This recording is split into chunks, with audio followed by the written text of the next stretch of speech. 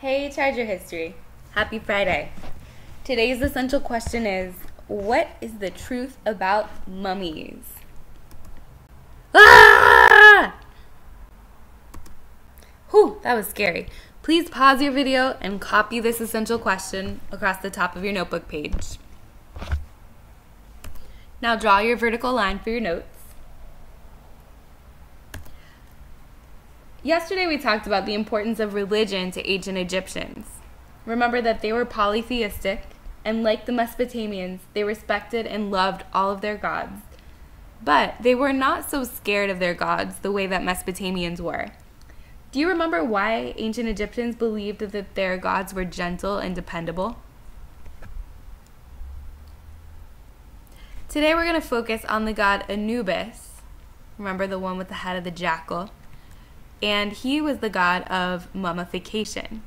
We're going to talk about what it was like to be mummified and how it happened. Copy your first central idea, mummification. Mummification means the process of making a mummy. The way that you did it was you would preserve a body with spices and then wrap the body with cloth. The cloth that ancient Egyptians used was linen. And priests were the ones who were in charge of mummification. All the people in the picture are priests, and this person was either a pharaoh or someone else from the upper classes who had enough money to be mummified. As you can see from all the different stuff going on here, it was pretty expensive to be mummified.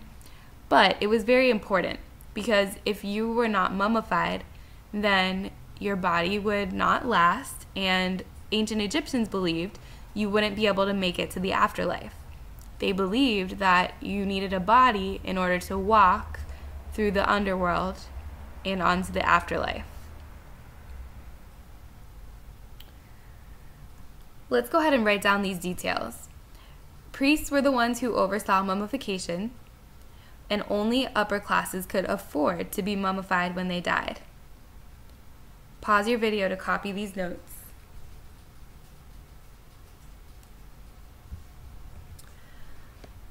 So I'm going to tell you about the steps that it took to be mummified.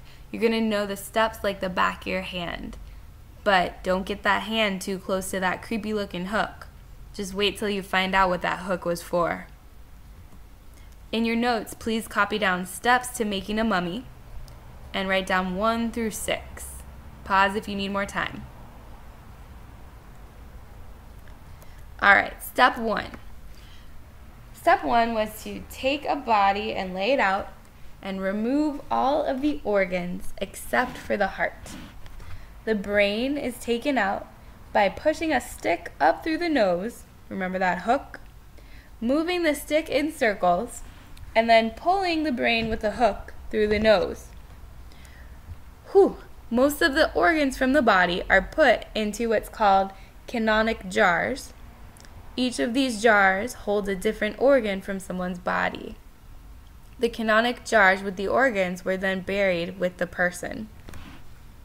Please copy down what's in blue. Number 1, remove all organs except heart. Pause if you need more time to copy. So the reason that the heart stayed in was because Egyptians believed that the heart was the most important organ. Kind of like we do today. We talk about your heart a lot and how you have love in there and things like that. They believed similar things. And they believed that you needed your heart when you got to Osiris and when you got to the afterlife. Let's move on to step 2. Be ready to copy this down. Step 2, you covered your body in salt, or they covered the body in salt to dry. The body must remain covered in salt for 40 days. Remember that salt is a drying agent, so just like when you put salt on food to preserve it, putting salt on a body will dry it out so that it doesn't rot. Step 3. Stuff the body with linen or cotton, cloth, where the organs once were. The body is then rubbed in oil and perfume so it would smell nice. Makeup is even placed on the face of the body so that the gods could recognize who the person is.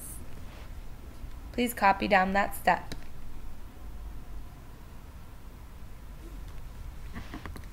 Okay, number 4. The body is wrapped in strips of linen and wax. This is repeated many times. Please copy down for step 4.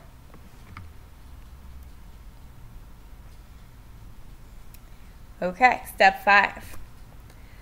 The body is put in a coffin, which is decorated with hieroglyphics, which is Egyptian writing, also decorated with paintings, jewels, gold, and other expensive decorations.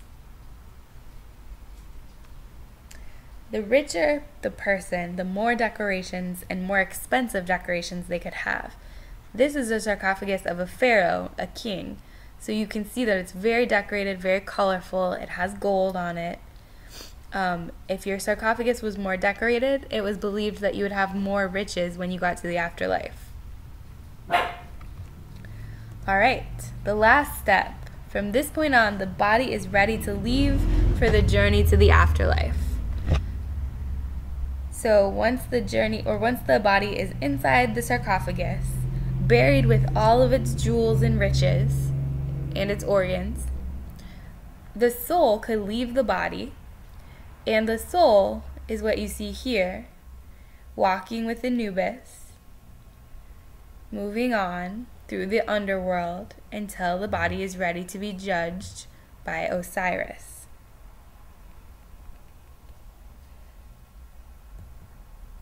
Here's a picture of a mummy with the god Anubis, with the soul leaving the body. Please return to your playlist to watch a short video about the process of mummification. When you finish, you may move right to your independent practice.